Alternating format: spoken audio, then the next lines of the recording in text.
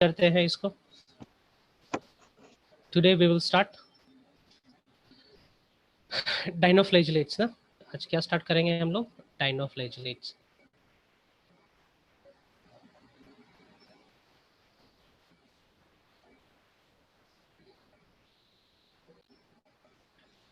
Dinoflagellates. सो dinoflagellates का जल्दी से आप लोग बताएंगे। फाइलम, फाइलम बताएंगे जल्दी से इसका। सर पायरोफाइटा। क्रायोफाइटा, सॉरी पायरोफाइटा, पायरोफाइटा। PYROPHYTA साथ में रहेगा। oh my god क्या हो गया? PHYTA पायरोफाइटा डिवीजन हो गया। नाउ इसके बाद क्या होगा? फाइलम, फाइलम और डिवीजन। उसके बाद क्लास, क्लास क्या था? डाइनोफाइसी। डाइनोफाइसी, डाइनोफाइसी। DINOPHYCE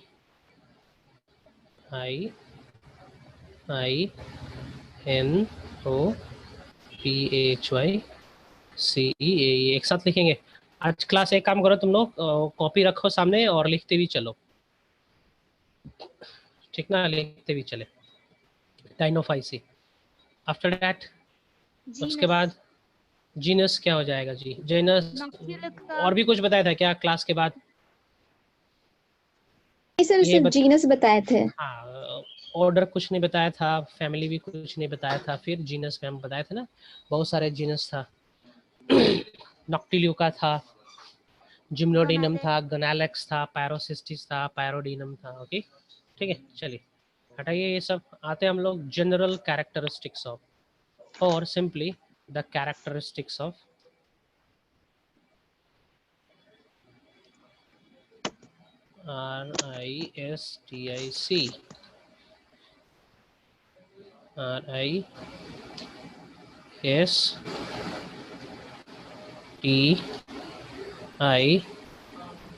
RISTIC characteristics of dinoflagellates।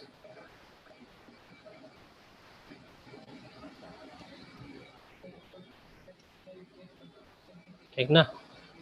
सो पहला पॉइंट, इसको भी हम लोग क्या बोल सकते हैं? गोल्डन एल्गी, ठीक ना? ऑल्सो नोन एज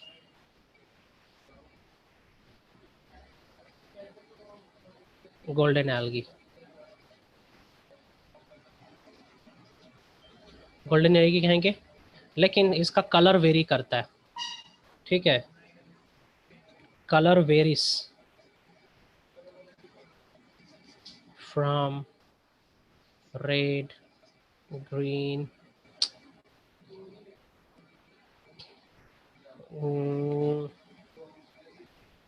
इसको ज़्यादा लिखना ये सही रहेगा।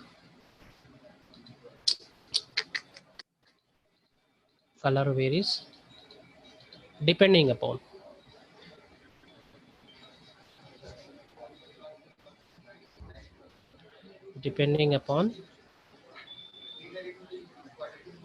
the pigment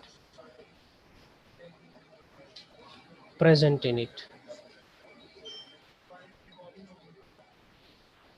ठीक ना? लिखते चलो यार आज, है ना?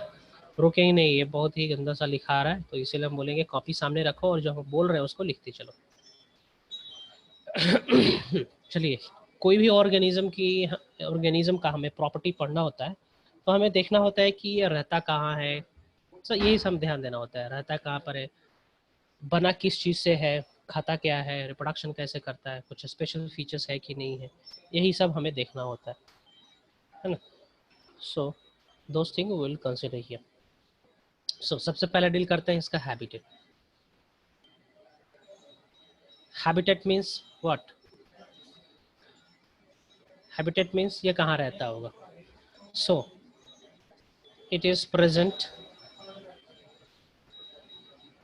present or found in marine, ठीक है? मेरीन में भी पाया जाता है। also in fresh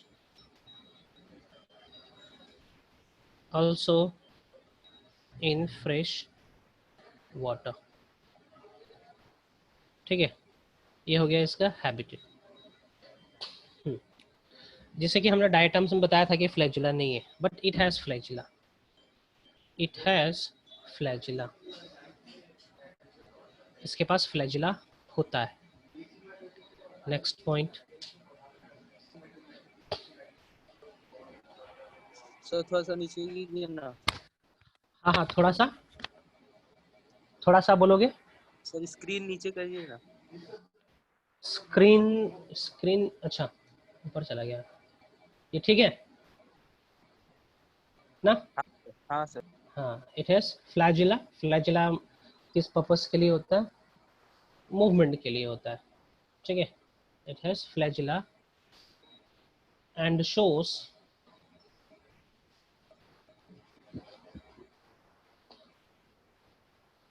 whiplash movement,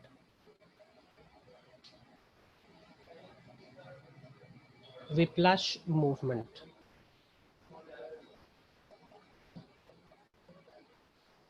whiplash movement कहने का मतलब होगा, for example this is a body, यहाँ पे यदि फ्लैजुला प्रेजेंट है तो ये जो फ्लैजुला देख रहे हो ना, ये कंटिन्यूसली बीट करेगा इस डायरेक्शन में। ये जो फ्लैजुला देख रहे हो ना, ये कंटिन्यूसली बीट करेगा इस डायरेक्शन में, इस डायरेक्शन में, इस तरीके से जाएगा और फिर से अपने ओरिजिनल पोजीशन पे आ जाएगा। कहने का मतलब ये कंटिन्यूसली इस डायरेक्शन में बीट करता रहेगा, है ना, घूमता रहेगा, ये घूमता रहेगा। दैट इज कॉल्ड विप्लाश मूवमेंट, इसको विप्लाश मूवमेंट बोलेंगे हम लोग।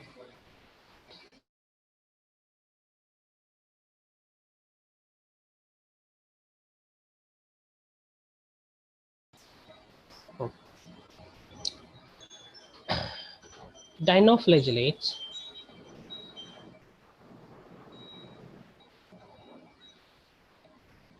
has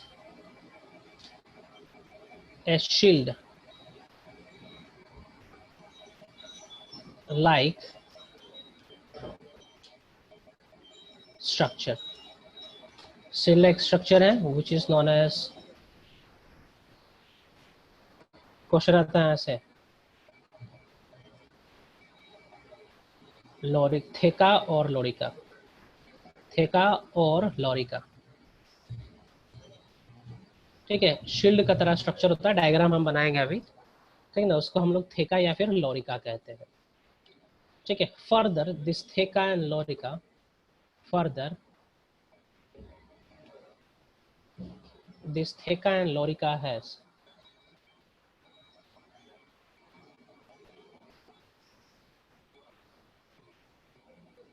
लोरिका हैज, ठीक है, पेक्टीन, ठीक है, पेक्टीन प्रेजेंट रहता है और सेलुलोज प्रेजेंट रहता है।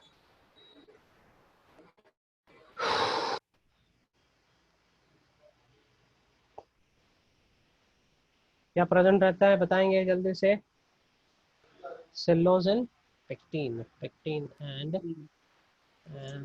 सेलुलोज। सर ये वही प्लांट वाला पेक्टिन है। हाँ हाँ, सेलुलोज, CELLULOSE, कमन लिखेंगे खुद से spelling, cellulose, CELLULOSE, cellulose. And because of this shield structure, ठीक ना, ये शील्ड स्ट्रक्चर के चलते, इस शील्ड स्ट्रक्चर के चलते इस डायनोफ्लैजिलेट्स को हम लोग कहते हैं आर्मर्ड डायनोफ्लैजिलेट्स, आर्मर्ड डायनोफ्लैजिलेट्स। अब क्या करें, कुछ हो नहीं सकता। ठीक, आर्मर्ड डायनोफ्लैजिलेट्स, देखते हैं इसको कुछ करते हैं। So let me draw the diagram for this, ठीक ना। फॉर एग्जांपल ये स्ट्रक्चर हम बना रहे हैं डायनोफ्लैजिलेट्स का।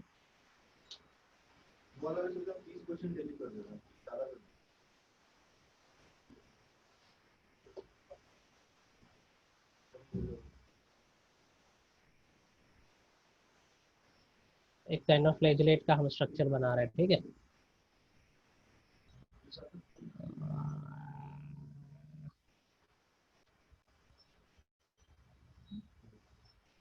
सर सारे डायनोफ्लेजिलेट्स में सीड लाइक स्ट्रक्चर होता है। शील्ड है, हाँ सभी में होगा ऑलमोस्ट। ठीक है, इस तरीके से।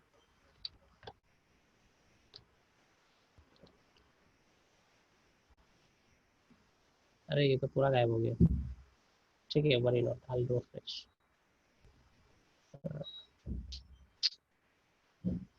करते यार।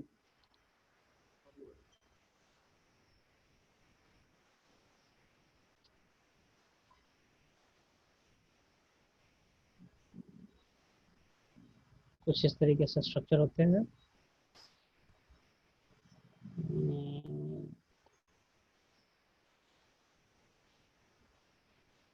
ठीक है, इस तरीके से। क्या डायग्राम देखेंगे, बुकलेट में हम डायग्राम दे रखे हैं, कुछ इस तरीके से स्ट्रक्चर होता है। ठीक ना, दिस इज, हाँ। और ये जो आर्मर्ड, ठीक ना, ये शील्ड है, दिस इज द शील्ड। ये शील्ड है आपका, ये 4 शील्ड देख रहे हो ना, इसी के तरफ बहुत सारे शील्ड प्रेजेंट रहते हैं। ठीक ना, इसी तरीके से ये शील्ड प्रेजेंट है। ठीक है, this shield make some grooves. यहाँ पे कुछ ग्रूव बना हुआ है। ओके, कुछ ग्रुप्स बने हुए हैं यहाँ पे। हम लोग इसको कहते हैं longitudinal groove and transverse groove. आप ये जो देख पा रहे हो ना, दिस इज, ये, इसको हम लोग क्या बोलेंगे? लॉन्गिट्यूडिनल ग्रूव या ट्रांसवर्स ग्रूव, क्या बोलेंगे? कौन tell me? Longitudinal. Very good, very good, very good. इसको हम लोग बोलेंगे लॉन्गिट्यूडिनल ग्रूव। और जो बीच से गुजर रहा है उसको क्या बोलेंगे? ट्रांसवर्सल। ट्रांसवर्सल। ठीक ना, ट्रांसवर्स ग्रूव। सर इसको हम लोग फ्लैजिला भी बोलेंगे होगा ना इसके ट्रांस, पास? हाँ हाँ बताएंगे। This is transverse groove, this is transverse groove. और ये क्या था? longitudinal groove. Now tell me the name of longitudinal groove and transverse groove. ठीक है, ट्रांसवर्स ग्रूव का नाम क्या हो जाएगा जी? Transverse groove is known as what? Sulcus. SUL, SULCUS, sulcus. इसको सल्सस बोलेंगे। और जो लॉन्गिट्यूडिनल है उसको सिंगुलम कहते हैं। SULCUS,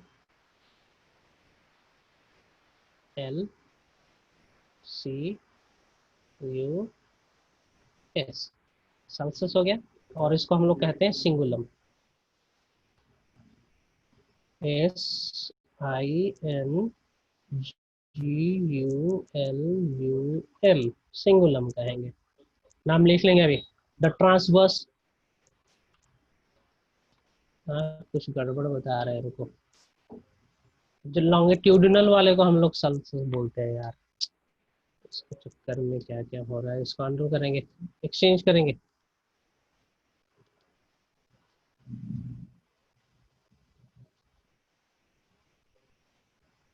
Okay, the longitudinal is called sulcus and the transverse is called cingulum. Change करेंगे नाम, longitudinal को sulcus बोलेंगे। अरे यार, हाँ, longitudinal वालों को क्या बोल रहे थे? सल्सस। हाँ, longitudinal वाले को sulcus या transverse वाले को सिंगुलम। SINGULUM लिखते चलो आप लोग, ठीक है? लिखते चलो। इसमें हम क्या लिख रहे हैं वो ध्यान मत दो, हम जो शब्द बोल रहे हैं उसको आप लोग फॉलो करोगे। ट्रांसवर्स और ये कहेंगे, करेक्ट है ना?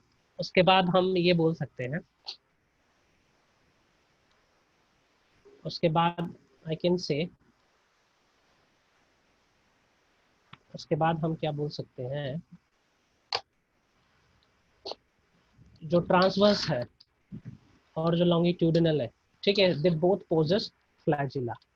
ठीक ना, फ्लैजिला इज ऑफ 2 टाइप्स। ठीक है, 2 टाइप का फ्लैजिला होता है और दोनों का शेप अलग अलग होता है। ठीक है, having different shape. Okay, having different shape and size. ठीक है, डिफरेंट शेप एंड साइज के होते हैं।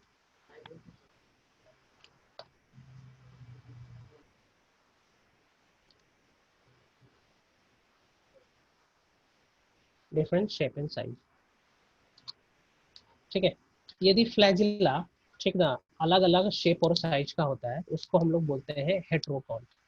ठीक है, हेट्रोकॉन्ट बोलेंगे, सर हैविंग के। Different shape and size. हाँ हाँ, ठीक है, दो होंगे, दोनों सेम नहीं होंगे, दोनों सेम नहीं होगा, दोनों का शेप अलग हो सकता है, साइज अलग हो सकता है, बनावट अलग हो सकता है। तो कोई एक ऑर्गेनिज्म है जिसके पास अलग अलग प्रकार के फ्लैजिला प्रेजेंट होगा, तो बोलेंगे it has heterokont type of flagella, है ना। ये हो गया। अभी हम बता रहे हैं कि फ्लैजिला कहाँ पर प्रेजेंट रहता है। ये फ्लैजिला प्रेजेंट रहते हैं आपके सल्सस वाले रीजन में और सिंगुलम वाले रीजन में। Okay, flagella it is present, it is present in sulcus and in cingulum region। ठीक है, सिंगुलम रीजन में प्रेजेंट रहता है, अलग अलग नाम है, ठीक ना, सबका अलग अलग नाम है। जैसे कि हम लोग बोल सकते हैं जो सिंगुलम रीजन में होता है उसका बनावट कुछ अलग होगा और सल्सस वाले में कुछ अलग होता है। फॉर एग्जाम्पल, लॉन्गिट्यूडिनल फ्लैजिला जो होगा वो नैरो होता है, लॉन्गिट्यूडिनल।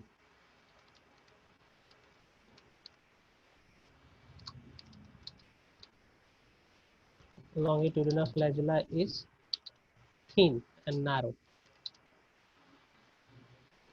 thin and narrow। देख पा रहे हो कि नहीं आप लोग? हेलो दिख रहा है हेलो, सर। ओके, हाँ, ठीक है, हाँ ठीक है ना। फ्लैजिला जो होता है वो लॉन्गिट्यूडिनल वाला पतला होगा, नैरो होगा। वाइल बचा कौन अब? ट्रांसवर्स वाला, ट्रांसवर्स फ्लैजिलम इज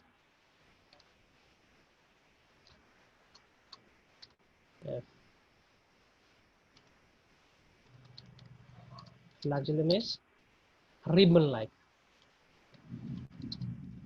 रिबन का तरह होता है। करेक्ट, ठीक है, क्लियर है। ये हो गया फ्लैजिला। मूवमेंट कैसा होगा? Whiplash type, movement is whiplash, whiplash type, whiplash type. ठीक है, अगला पॉइंट नाउ देखते हैं। सेल वॉल तो हो गया, सेलुलोज और पेक्टिन से बना हुआ है ना। नेक्स्ट ये वाला, ये बहुत गंदा आ रहा है। नेक्स्ट देखते हैं आपका पिगमेंट्स। ठीक है, पिगमेंट्स किस तरीके का होना है? पिगमेंट मींस, पिगमेंट मतलब कौन टेल मी? पिगमेंट, हाँ, पिगमेंट कहने का मतलब लाइट हार्वेस्टिंग कॉम्प्लेक्सेस। पिगमेंट यहाँ पर प्रेजेंट होता है chlorophyll A and yes, very good, chlorophyll C. हाँ ठीक है, chlorophyll A and chlorophyll A, chlorophyll B, ठीक है, सी नहीं प्रेजेंट रहेगा, ध्यान देंगे। कैरोटीनॉइड्स, कैरोटीनॉइड्स, कैरोटीनॉइड्स होते हैं, है ना। कैरोटीनॉइड्स लाइक, कैरोटीनॉइड्स का सब ग्रुप रहेगा जैसे कि ज़ेंथोफिल,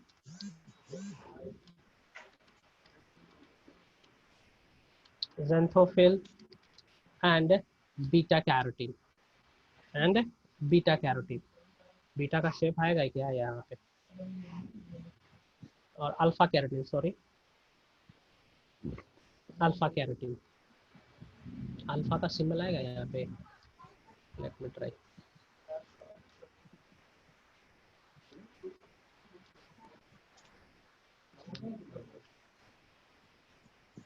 alpha carotene, okay,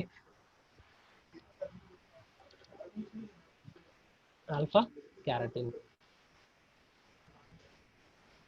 alpha carotene, okay. चलिए, अब ये एक्चुअली में प्रेजेंट कहाँ रहते हैं वो हम बता रहे हैं।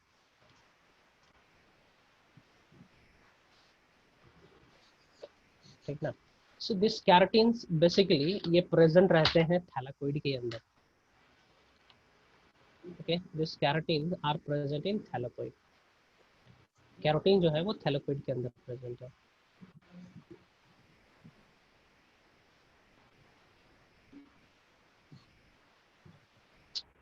कैरोटीन नहीं यार, पिगमेंट्स। आधा समय तो मेरा चला जा रहा है कैलिब्रेशन में ही। पिगमेंट, आईपैड खाली नहीं था क्या? नो यार, 3 classes is going on ना, 3 classes are going on, PIGMENTS. Pigments are present in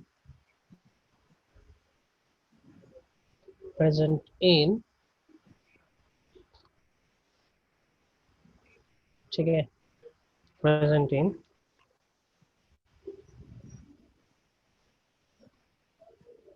plastid,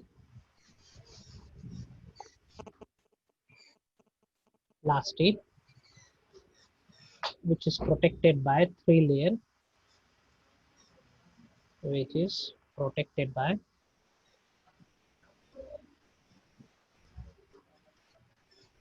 protected by 3 layers, ठीक ना। और इसी के अंदर इनसाइड प्लास्टिड, ठीक ना, प्लास्टिड के अंदर प्रेजेंट है थैलेकोइड, 3 थैलेकोइड group are present,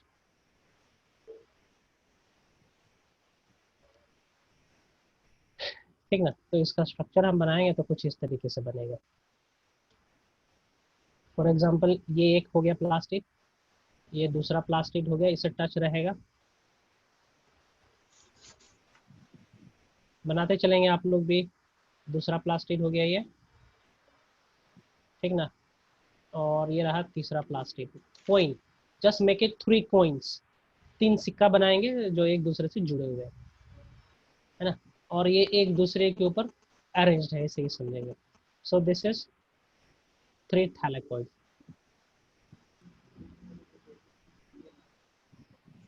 ठीक है, ये 3 थैलेकॉइड हो गया।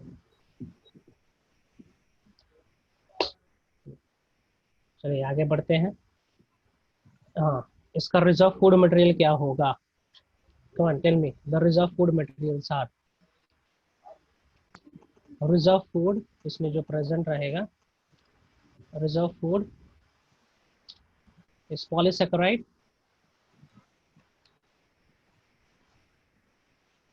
Polysaccharide and oil.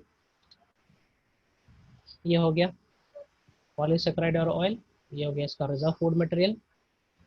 आगे बढ़ते हैं, कुछ स्पेसिफिक कैरेक्टर देखते हैं इसमें। Okay, mesokaryon is present. I'll tell what is mesokaryon means. Can be seen in dinoflagellates.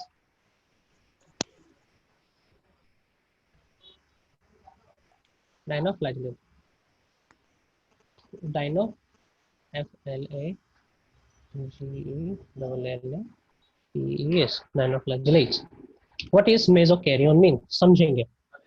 Cell division के दौरान न्यूक्लियर मेम्ब्रेन, न्यूक्लियोलस और डिसअपियर हो जाना चाहिए था, समझेंगे। सेल डिवीजन के दौरान नॉर्मल सेल में होता क्या है, न्यूक्लियर मेम्ब्रेन और न्यूक्लियोलस डिसअपियर हो जाता है, समझ पा रहे हो, ठीक ना। मेसोकैरियन के केस में क्या होता है, न्यूक्लियर मेम्ब्रेन डिसअपियर नहीं होता है, न्यूक्लियोलस भी डिसअपियर नहीं होता है ना। नॉर्मल सेल में क्रोमोसोम कंडेंस होता है तुम्हारा प्रोफेज में आके। सेल डिवीजन के स्टेजेस होते हैं प्रोफेज, मेटाफेज, एनाफेज, टेलोफेज। लेकिन सर थोड़ा सा मेसोकैरियन स्क्रीन के नीचे केस कीजिए में ना, नेटवर्क खराब हो गया था। सर ये समझ में नहीं आ रहा, फिर से इतना ही बता इतना ही सर इतना ही पहले है। स्क्रीन नीचे कीजिए ना। हाँ हाँ, अरे थैलेकॉइड तक ही बताए हैं भाई। ये दिखा, ठीक है सर। हाँ ये सर। दिखा, हाँ ठीक ना। ठीक है। ओके, इसके बाद यही लिखे हैं बस, reserve food material is polysaccharide and oil लिखे हैं। मेसोकैरियन एक कंडीशन है जो डायनोफ्लैजेलेट्स में देखने को मिलता है। चलिए, सेल डिवीजन के बारे में आप लोगों को आइडिया नहीं है, थोड़ा बता रहे हैं। नॉर्मल सेल डिवीजन के दौरान क्या होता है, न्यूक्लियर मेम्ब्रेन और ए न्यूक्लियोलस डिसअपियर होता है। You know what is nuclear membrane and nucleolus? For example this is a cell, cell के अंदर क्या होता है, न्यूक्लियस होता है ना, दिस इज न्यूक्लियस, और इसके अंदर एक क्लाउडी स्ट्रक्चर होता है जिसको हम लोग कहते हैं न्यूक्लियोलस। Yes sir. सो तो न्यूक्लियर मेम्ब्रेन और न्यूक्लियोलस दोनों डिसअपियर हो जाते हैं नॉर्मल सेल डिवीजन में, लेकिन मेसोकैरियन के केस में ये दोनों डिसअपियर नहीं होते, पहला चीज। दूसरा चीज, नॉर्मल केस में क्रोमोसोम कंडेंस करने लगता है, क्रोमोसोम है वो कंडेंस होगा, क्रोमोसोम कंडेंस होगा,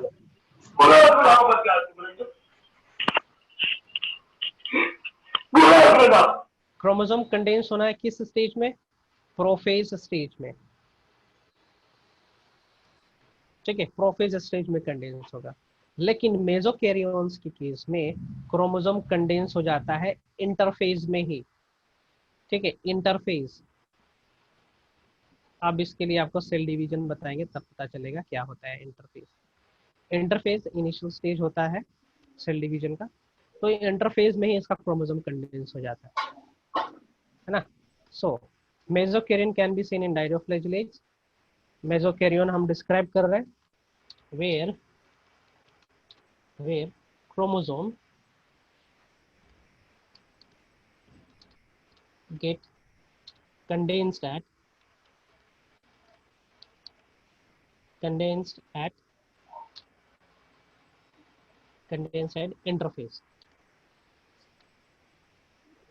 इंटरफेस में। दूसरा कंडीशन बता रहे हैं, nucleolus and a nuclear membrane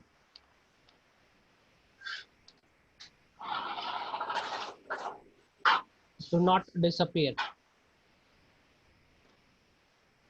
do not आया शॉर्टकट,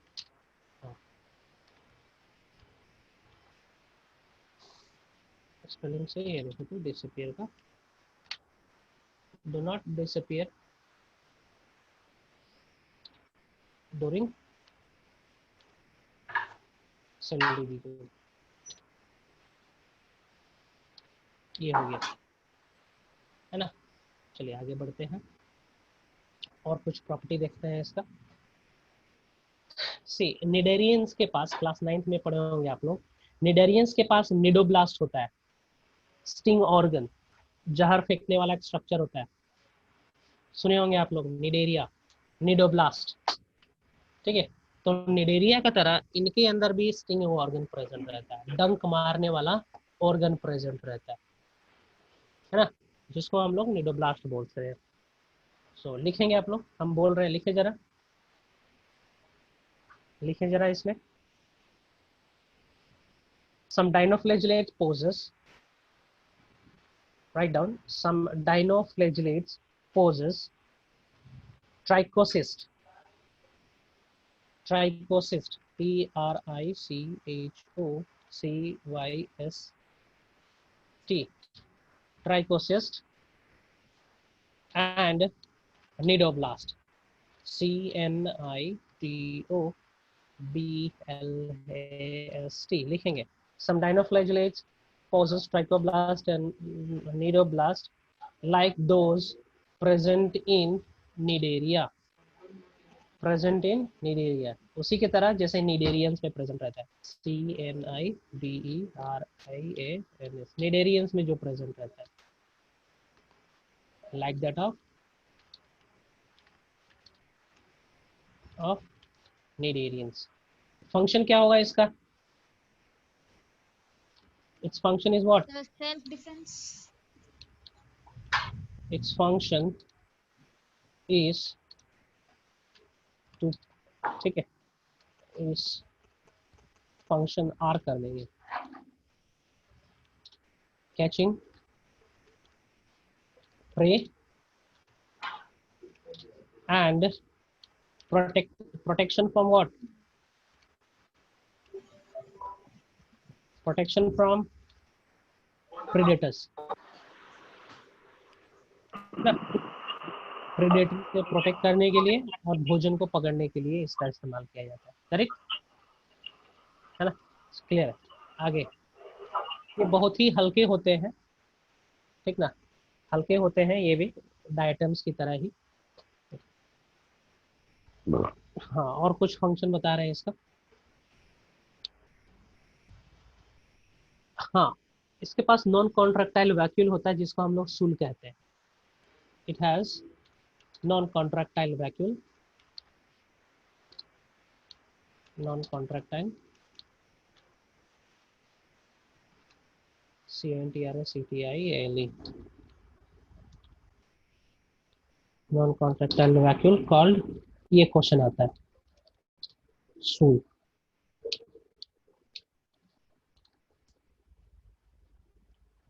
ठीक है, PUAC वाली सूल प्रोनाउंस करेंगे इसको। बिसाइड दिस, बिसाइड, इसके अलावा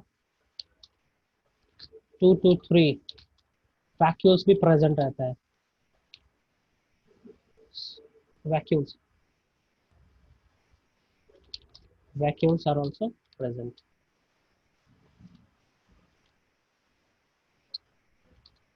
are also present।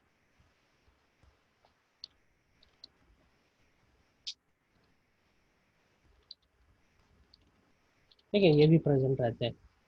ठीक है, कुछ पार्टिसिपेट इन, जो पार्टिसिपेट करता है, ये I am talking about the vacuole, osmo regulation and flotation which helps in, what is osmoregulation? Come on, osmoregulation क्या होता Regulation of water. है? हाँ हाँ Regulation of water. हाँ हाँ हाँ, amount of solute and solvent concentration को maintain करता है। ठीक है, it maintains the amount of solute and solvent concentration in the body, है ना। जैसे कि हमारे शरीर में ऑस्मो रेगुलेशन का काम करता है किडनी, समझ गए ना। एमुआ में करता है कॉन्ट्रैक्टाइल वैक्यूल, हमारे अंदर किडनी। सो डाइनोफ्लैजिलेट्स के अंदर ये काम करता है vacuoles and flotation. Flotation, flotation कहने का मतलब तैरने में बोल सकते हैं, है ना, तैरने में मदद कर रहा हूँ। हाँ, अब बारी आता है रिप्रोडक्शन का। रिप्रोडक्शन, रिप्रोडक्शन, रिप्रोडक्शन कैसे होना है, देखते हैं रिप्रोडक्शन कैसे होता है जी। Oh my God, REPRODUCTION,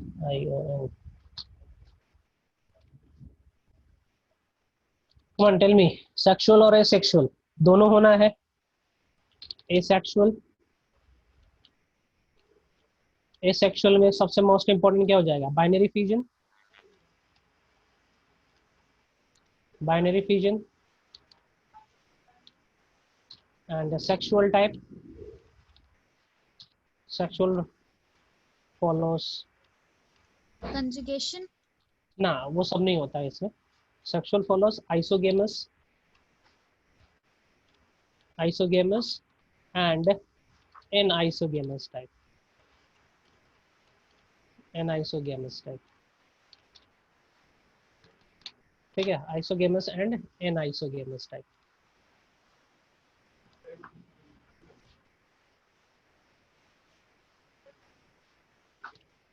है ना, आइसोगेमस और एन आइसोगेमस टाइप याद रखेंगे।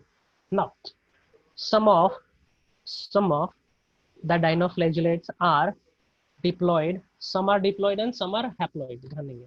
some are haploid, some are diploid।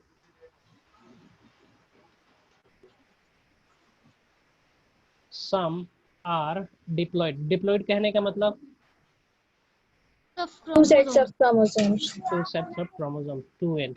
now tell me, in diploid organism में zygotic meiosis होगा कि gametic meiosis होगा? Gametic meiosis. Very good। Gametic meiosis. ठीक है,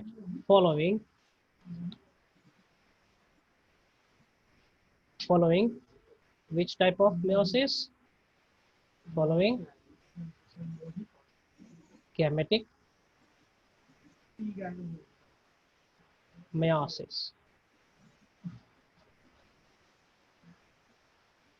Okay, example, noctiluca.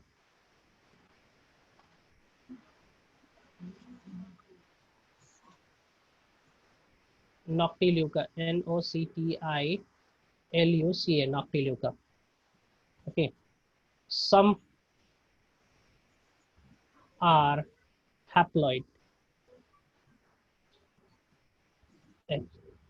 हैप्लॉइड है, तो हैप्लॉइड क्या करेगा जी बताओ, ये किस प्रकार का मियोसिस फॉलो करेगा? Gametic meiosis, zygotic Zygotic. zygotic meiosis. Following, yes,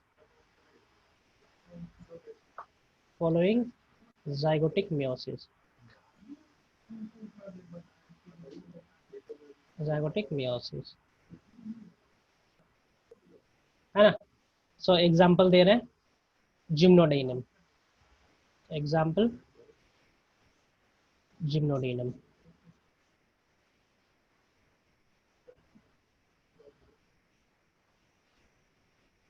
जिम्नोडेनम ये जीनस है, ये दोनों जीनस है, ये दोनों जीनस है, नॉक्टिल्यूका और जिम्नोडाइनम, दीज आर जीनस ना, ये दोनों जीनस. ठीक है, चलिए अब वो बताते हैं जहां से क्वेश्चन बनता है. गनालेक्स, ध्यान से सुनेंगे, गनालेक्स, GONYAULAX, गनालेक्स क्या करता है? ये एक ही समय में, सारे के सारे गनालेक्स एक ही समय में सेल डिवीजन करते हैं.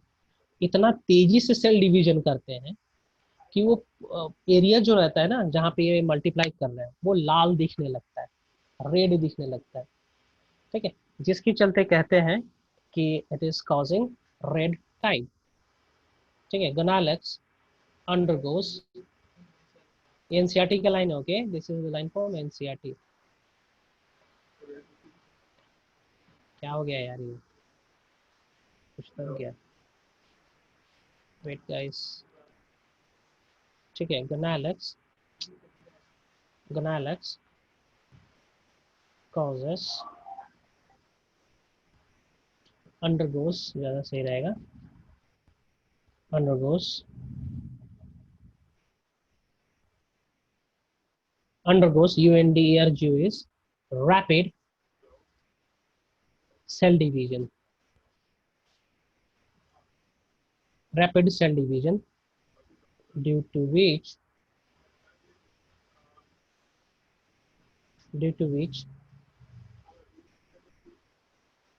the sea looks red, which is known as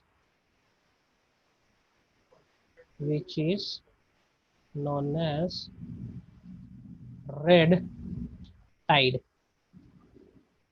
ध्यान देंगे, I am using the word red tide. So question आता है, red tide is caused by what? Gonyaulax. Red tide किसके चलते होता है? गनालेक्स के चलते होता है. If the question is asked what is red sea is because of, why the red sea is because of, या फिर what is red sea, और which organism makes the sea as red, कैसे भी घुमा फिरा के क्वेश्चन आ सकता है. तो रेड सी के बारे में बताया था, याद आ रहा है? इरिथ्रियम, ट्राइकोडेस्मियम इरिथ्रियम, साइनोबैक्टीरिया में बताया था, लाल प्रेजेंट, लाल होते हैं, इनका पिगमेंट लाल होता है, समुद्र पूरा लाल दिखने लगता है, जिसको कहा जाता है red sea. Red sea is because of erythraeum, trichodesmium erythraeum. Red tide is because of protista gonyaulax. चलिए दूसरा, नॉक्टिल्यूका एंड पायरोसिस्टिस और पायरोडिनम. नॉक्टिल्यूका, नॉक्टिल्यूका, नॉक्टिल्यूका, नॉक्टिल्यूका,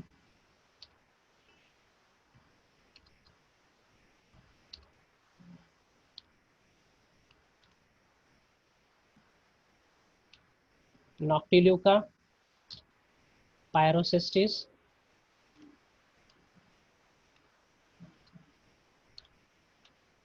सुन पा रहे हो ना जी? Hello? Yes, sir. Yes, Okay. sir. Noctiluca हो गया, पायरोसिस्टिस हो गया, पायरोडिनम हो गया, PY pyrodinium, PYRRODINIUM पायरिडिनम,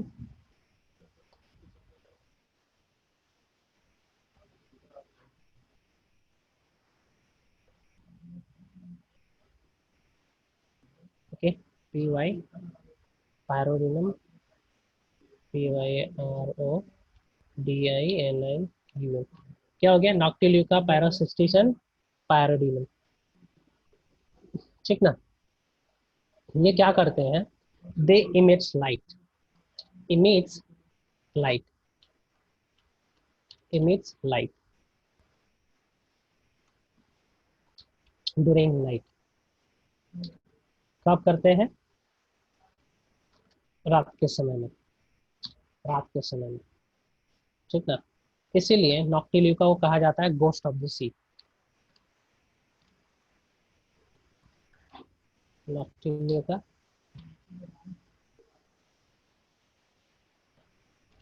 is also known as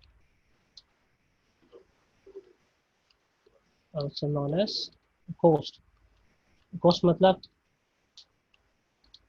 सी। ठीक है, ध्यान देंगे।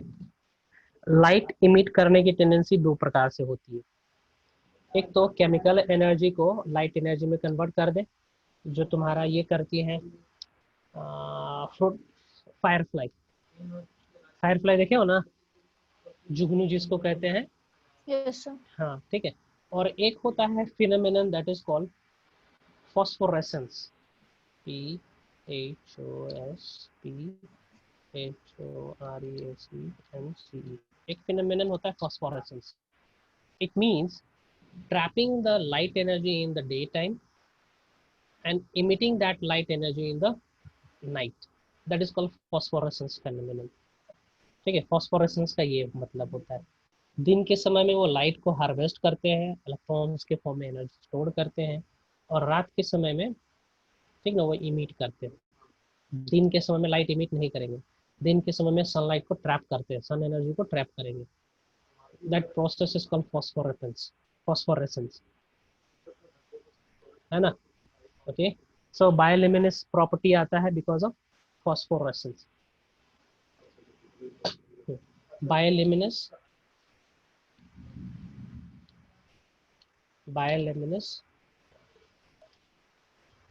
property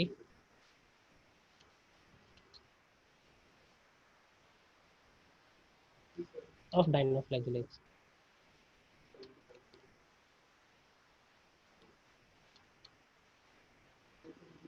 डायनोफ्लैगेलेट्स, ठीक है, ये हो गया।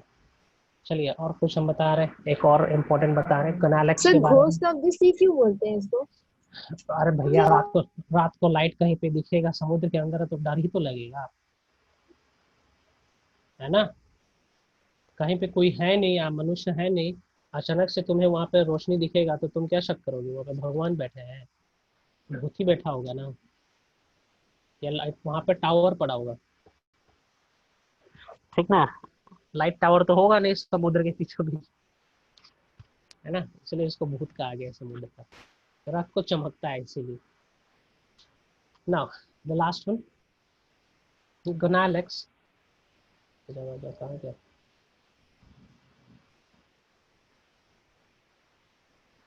ठीक है, gonyaulax releases some poisonous compound that is called saxitocin,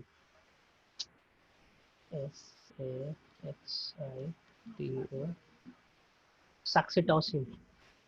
ठीक है, gonyaulax releases some poisonous compound that is called saxitocin। This saxitocin is absorbed by zooplanktons, followed by small fishes, followed by large fishes, followed by some large fishes, ultimately followed by men। समझे कि नहीं समझे? इस poison को कौन consume करेगा?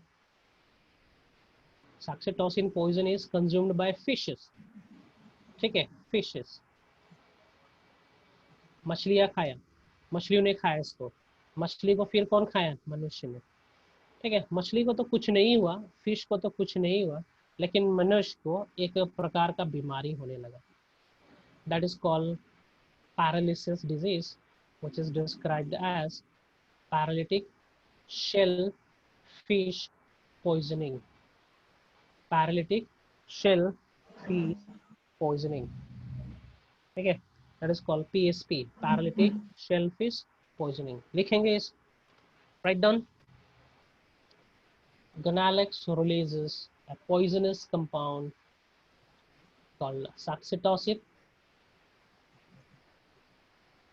which is eaten by or uptake by fishes. Saxitoxin don't harm fishes, but true fishes, true, THROUGH, true fishes, this poison reaches man, causing paralysis in man. That paralysis is known as paralytic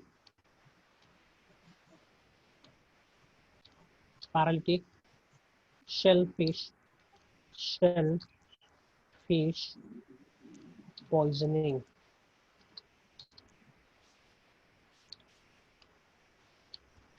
paralytic shellfish poisoning कहेंगे इसको। ठीक है, चलिए खत्म हो गया। Okay, this is all about the gynoflagellates.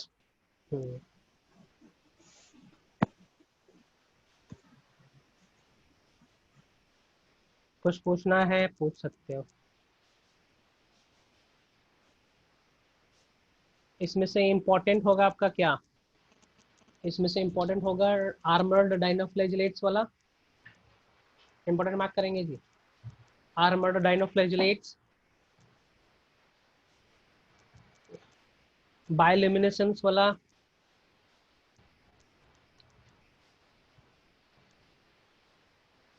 और हेट्रोकॉन्ट लिखो ना, अलग अलग प्रकार का फ्लैजिला होता है। ठीक है, बस। और ये पॉइजन स्टिंग ऑर्गन प्रेजेंट रहता है, ट्रैकियोब्लास्ट एंड निडोब्लास्ट, ये तीन इंपॉर्टेंट है यहाँ पे। ठीक है, ये हो गया आपका डाइनोफ्लैजिलेट्स खत्म। नेक्स्ट क्लास में हम लोग योगलीला डील करेंगे। आज के लिए इतना ही रहने देते हैं। डाउट है पूछो। अगला क्लास 4:30 बजे 4:20 4:20 से स्टार्ट होगा। अभी कुछ पूछना है तो पूछ सकते हो आप लोग।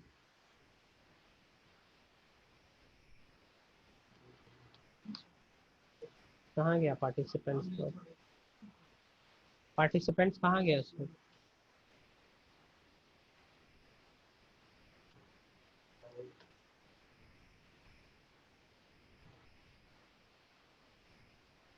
ये क्या है? ये क्या है? पर हम लोग के भी स्क्रीन में लिखने का ऑप्शन आ रहा है, पता नहीं हम लोग भी जब करते होंगे तो इस पे आ जाता होगा। ये पता नहीं, ये तुम लोग लिखा है जी ये सब। देखो तो इतना सारा सर सब एक एक करके इसमें ट्राई किया है, सब ट्राई किया है। इसीलिए। ठीक है, हम तो देख नहीं पा रहे हैं, लेकिन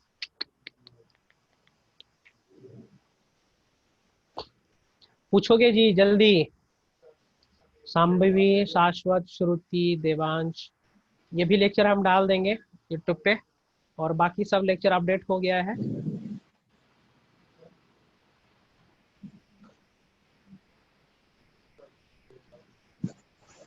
देवांश, ये कौन लिख रहा है जी? Who is writing this?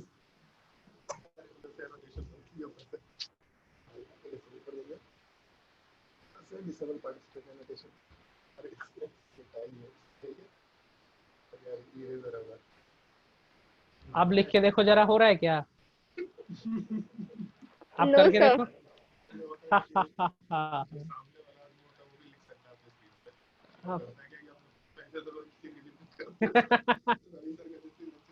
Sir pen वाला ऑप्शन हुआ।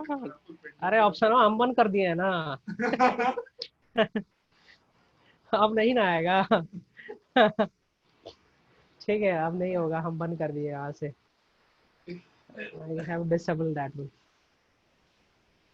सो नो इशू, ये कोई दिक्कत नहीं है, मस्ती करना है बीच बीच में, ठीक ना। लेकिन पढ़ाई भी करना है, ठीक है। ठीक है, सो डाउट पूछेंगे अभी। चलिए छोटा सा क्विज ले लेते हैं एक। सर हाँ जी बोलो। सर डायनोफ्लैजिलेट्स का जो रिजर्व फूड है ना, उसमें फ्यूकोजैंथियम टाइप का भी कुछ आ रहा था, वो क्या है? फ्यूकोजेंथीन। अरे भाई वो उसका रिजर्व फूड मटेरियल नहीं है, वो उसका पिगमेंट है। ऐसा? फ्यूकोसिन, फ्यूकोसिन लिखा होगा कहीं भी। फ्यूकोसिन, फ्यूकोसिन हो सकता है, लेकिन fucoxanthin is a pigment. It's a type of carotenoid.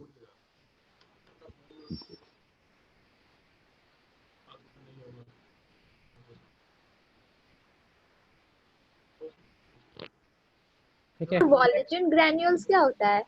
वॉलेटिन granule is nothing but the oil droplets. Oil droplets को कहते हैं वॉलेटिन ग्रैन्यूल्स।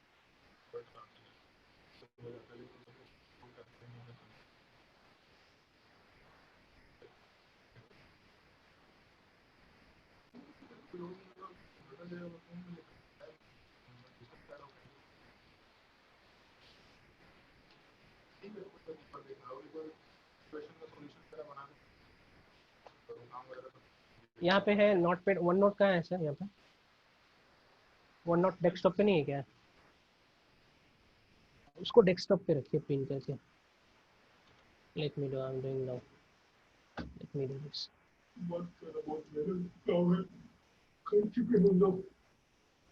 हाँ पूछो जी जल्दी। नहीं पूछेगा, हम पूछेंगे सवाल, रुको। Okay, tell me that property which is equivalent to animal shown by the protista। Protista के पास वो कौन सा प्रॉपर्टी है जो एनिमल से रिजेंबल करता है?